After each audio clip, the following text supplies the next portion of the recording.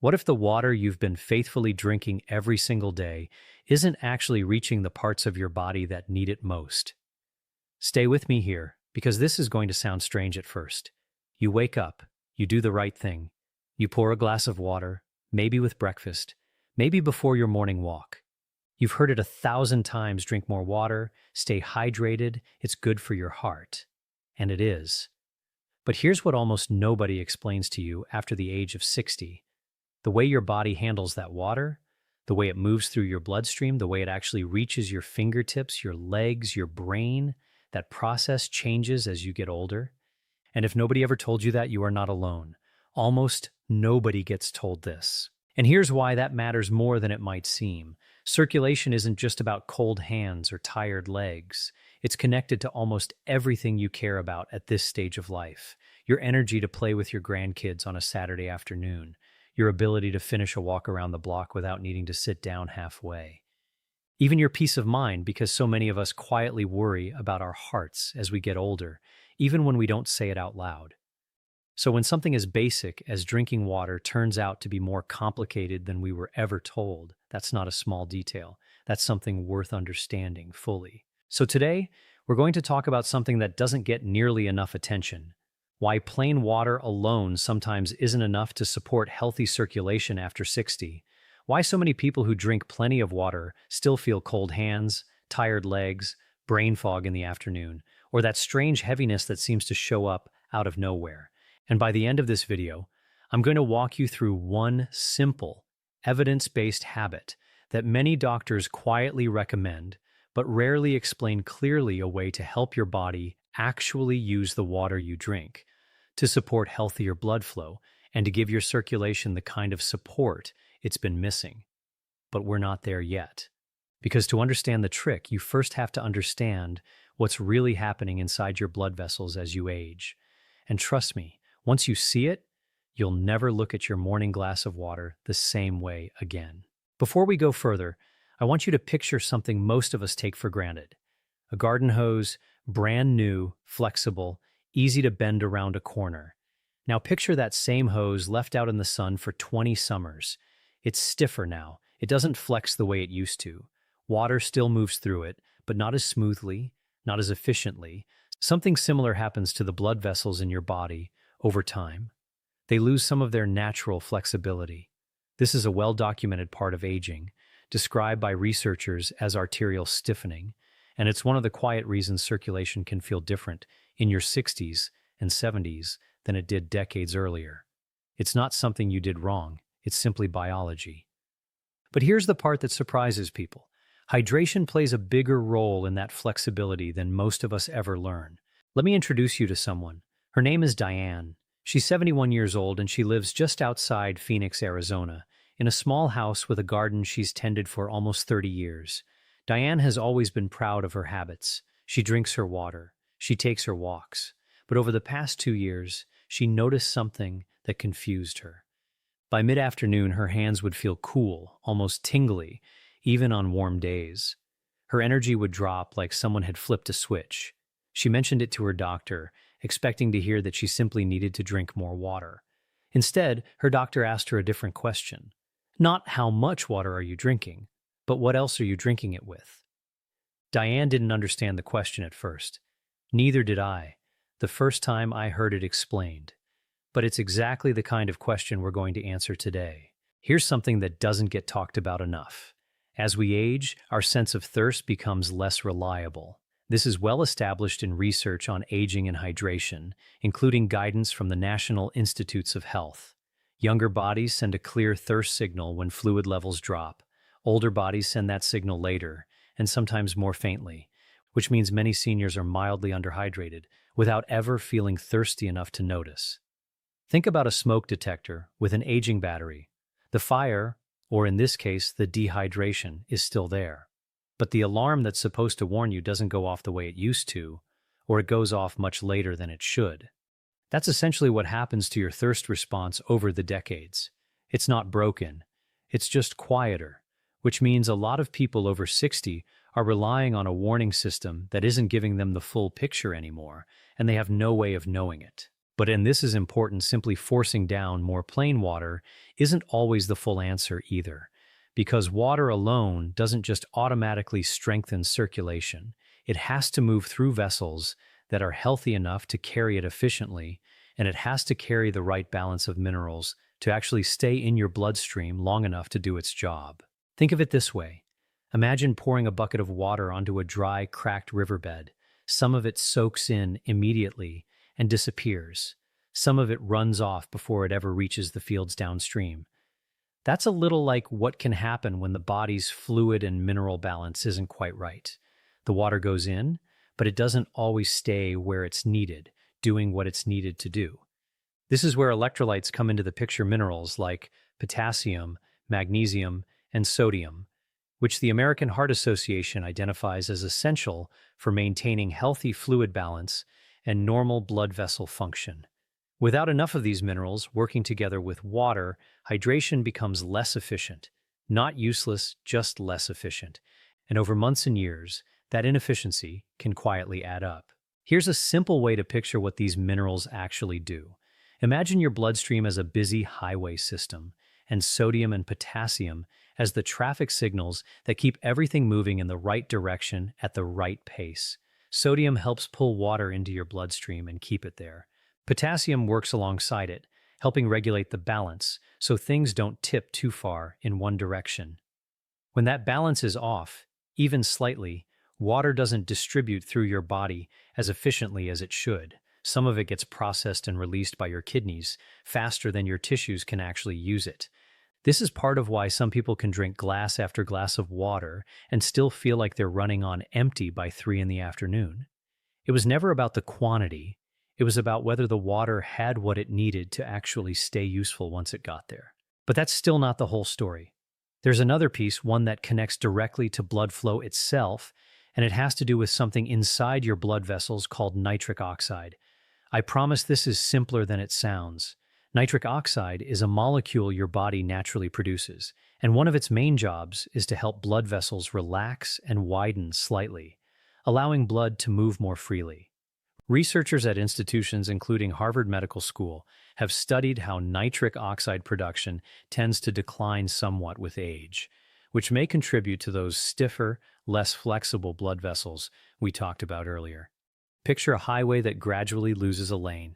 The cars, your blood cells still get where they're going, but the flow isn't as smooth as it once was. And during rush hour, things back up. That backup is what a lot of people are quietly feeling in their hands, their feet, and their energy levels without ever putting a name to it. Now here's where I want to introduce you to someone else, because I think you'll recognize a piece of yourself in his story. His name is Robert. He's 67, retired after 40 years working in a hardware store outside Columbus, Ohio. Robert always considered himself a healthy guy, never smoked, walked the dog every evening, drank his 8 glasses of water like his doctor told him to years ago. But lately, he noticed his legs felt heavy on his evening walks, heavier than they should for someone who wasn't overweight and wasn't out of shape. He started wondering if this was just what getting older felt like. Maybe you've wondered the same thing. Maybe you've quietly accepted some version of that heaviness, that fog, that coolness in your fingers, as simply the cost of turning 60 or 70 or 80. I want to gently push back on that idea today. Some of it is aging, yes, but some of it may be something you can actually influence. So let's talk about what actually happens when Robert or Diane or maybe you drink a plain glass of water first thing in the morning. Water is absorbed primarily in the small intestine and moves into the bloodstream. From there, your body distributes it based on need, hydrating cells, supporting kidney function, helping regulate temperature, and yes, supporting blood volume, which does play a role in circulation. This part is genuinely helpful, and nobody should stop drinking water. Let me be very clear about that. Water is essential.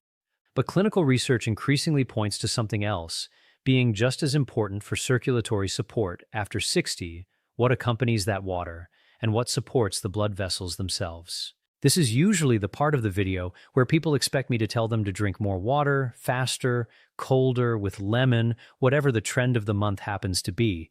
But that's not what this is about. Because here's the hidden problem nobody explains clearly enough. You can drink plenty of water and still not give your circulatory system what it actually needs to function at its best. It's a little like watering a garden with a hose that has three kinks in it. The water is there. It's just not reaching every plant the way it should.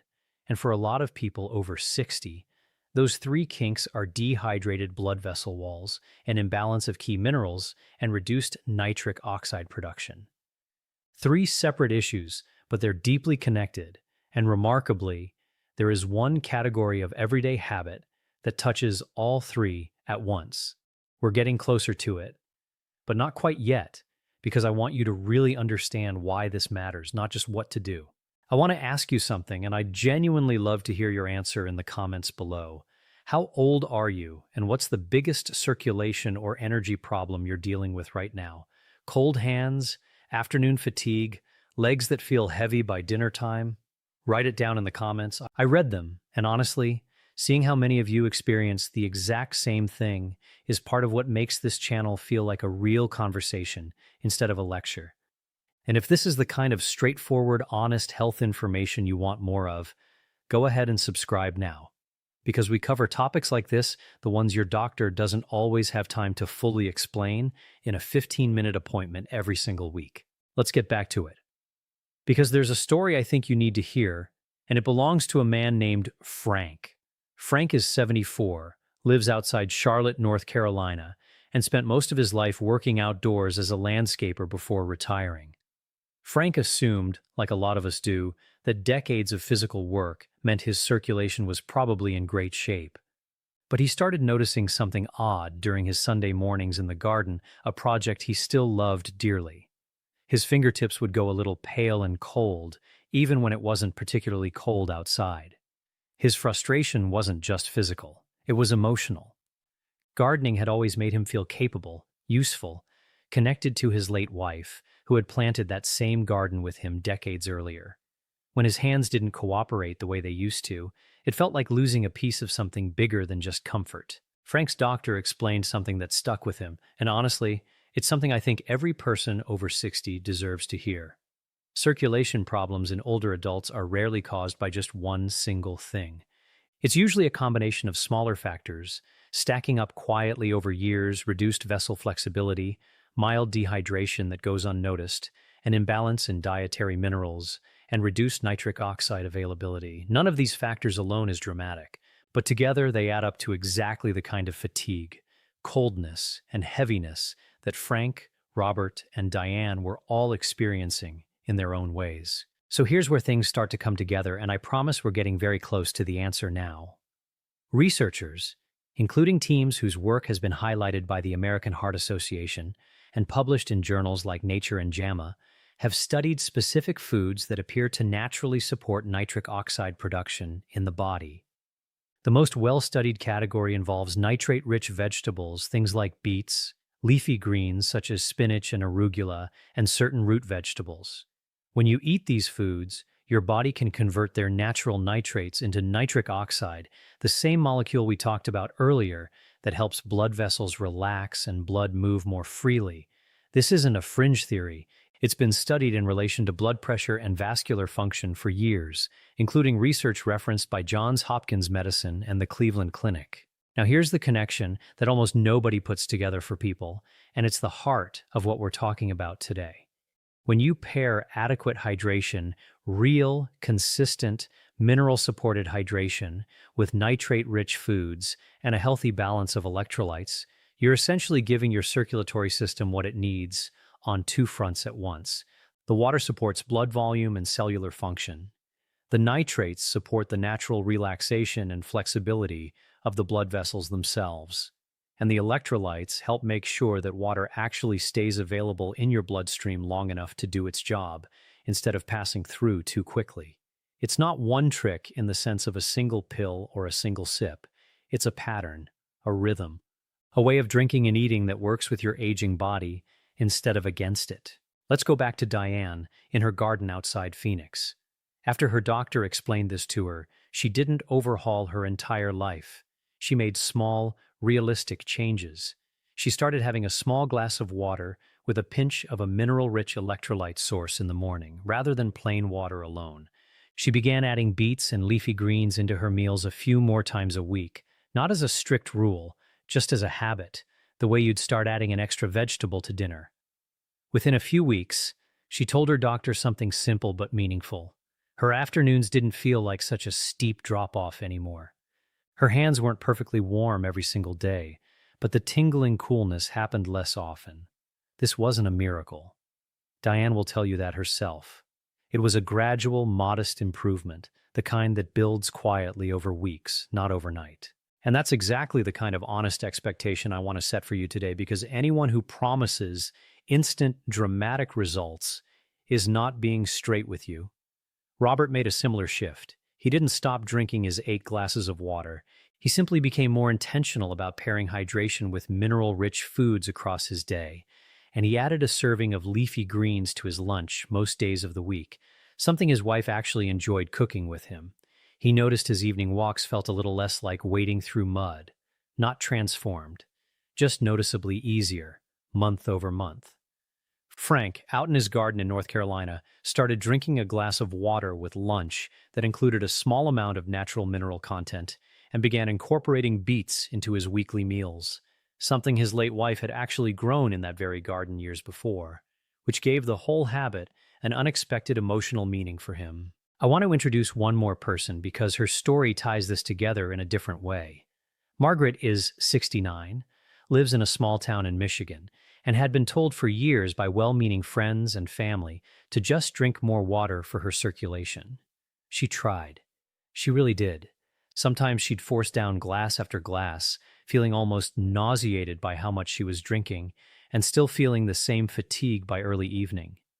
When her doctor explained that plain water alone doesn't automatically translate into better circulation, especially without adequate minerals and vascular supporting nutrients, Margaret said she felt something close to relief. It wasn't that she'd been failing, it was that she'd been given incomplete information her whole life. Once she adjusted her approach, adding mineral balance and nitrate-rich vegetables rather than simply drinking more and more water, she found the whole habit far more sustainable and far more comfortable. I think that's the real lesson buried in all 4 of these stories. This was never about doing more. It was about doing it differently, with a fuller understanding of what your body actually needs at this stage of life. Clinical research is clear that no single food or habit reverses aging or eliminates circulation concerns entirely, and I want to be honest with you about that. If you are experiencing significant symptoms, persistent coldness, swelling, numbness, chest discomfort, or anything that concerns you, please talk to your doctor, because those symptoms deserve proper medical evaluation, not just a dietary adjustment. What we're talking about today is a supportive, evidence-based habit that may help you feel a bit better day to day, alongside the medical care you're already receiving, not a replacement for it. So let's make this practical, because I know some of you are ready to actually try this. It starts small. A glass of water in the morning, ideally with a natural source of electrolytes if you have one you enjoy, whether that's a splash of a mineral-rich drink, a slice of citrus, or simply being mindful that water alone isn't the whole picture. Then, throughout your day, look for small, realistic ways to include nitrate-rich vegetables, beets, spinach, arugula, even something as simple as a side salad with dinner a few times a week. This isn't about buying expensive supplements or overhauling your kitchen. It's about pairing 2 things that already exist in most of our homes, hydration and vegetables, in a slightly more intentional way, and giving it time. Real change, the kind Diane, Robert, Frank, and Margaret experienced, tends to show up gradually, over weeks, not overnight. If you want a simple way to think about timing, consider having your more mineral-rich, vegetable-forward meal earlier in the day, when you tend to be most active, rather than saving all your vegetables for a late dinner. Your body is generally putting fluids and nutrients to work while you're moving, cooking, gardening, walking the dog, not while you're asleep. That doesn't mean evening vegetables don't count. They absolutely do. But if you're looking for a place to start, lunch is often a natural fit. And if you're someone who forgets to drink water consistently throughout the day, something as simple as keeping a glass on the kitchen counter where you'll see it, rather than tucked away in a cabinet, has helped more people than you'd expect build the habit without having to think about it constantly. I also want to gently mention something that ties back to where we started. Remember that stiff garden hose we talked about earlier? Flexibility in blood vessels isn't only influenced by hydration and diet. Regular gentle movement, walking, gardening, even light stretching is consistently shown by research from institutions like the Mayo Clinic to support healthy circulation as well. So if you're already taking your evening walks, like Robert, or tending your garden, like Frank and Diane, you're not starting from zero. You're adding one more supportive layer onto habits you may already have. Here's what I want you to remember most from everything we've talked about today. Getting older doesn't mean your body is working against you. It means your body's needs have shifted, and once you understand that shift, you can actually meet it rather than fighting against confusing, incomplete advice you were given decades ago. Plain water is not the enemy here. It never was. But plain water in isolation, without understanding minerals, without understanding nitrate-rich foods, without understanding what your blood vessels actually need to stay flexible, is only half the story. Now you know the other half. If this video helped you understand something about your own body that you'd never quite heard explained this clearly before, do me a favor. Share it with someone who needs to hear it too. Your spouse who's been drinking water all day and still complains about cold hands by evening. Your parents, if they're still with us and still asking the same questions you used to ask. A neighbor you know is dealing with the exact same afternoon fatigue we talked about today. This kind of information matters more when it reaches the people who need it. And honestly, some of the most meaningful comments I get on this channel are from people who say a family member finally understood something after watching a video like this together. Before you go, I want to ask you the question we started with, but from a different angle now. Now that you understand what's really happening inside your blood vessels as you age, and now that you understand what water can and can't do on its own, what's one small change you're willing to try this week? Not a dramatic overhaul. Just one small, realistic step, the way Diane added a handful of spinach to her lunch. Or Robert started walking with a little more awareness of how he was fueling his body beforehand. Tell me in the comments. I read every single one, and I genuinely love to know where you're starting from. Take care of yourself this week. Drink your water, but drink it with intention. Think of Diane in her garden, Robert on his evening walk, Frank among the flowers his late wife once planted, and Margaret finally understanding why the old advice never quite worked for her. None of them changed everything overnight. They just started paying attention to the fuller picture, one small habit at a time, and gave themselves the grace to let it build gradually. Eat that side of greens, even if it's just a small handful. Take your walk, even if it's shorter than it used to be. None of this has to be perfect. It just has to be consistent. And if you found this helpful, hit subscribe, because next week we're going to dig into another quiet habit that doctors know about, but rarely have time to fully explain, the kind of information that deserves more than a rushed 15-minute appointment. Until then, take care of that heart of yours. It's been working for you every single day of your life, and it deserves a little extra understanding in return.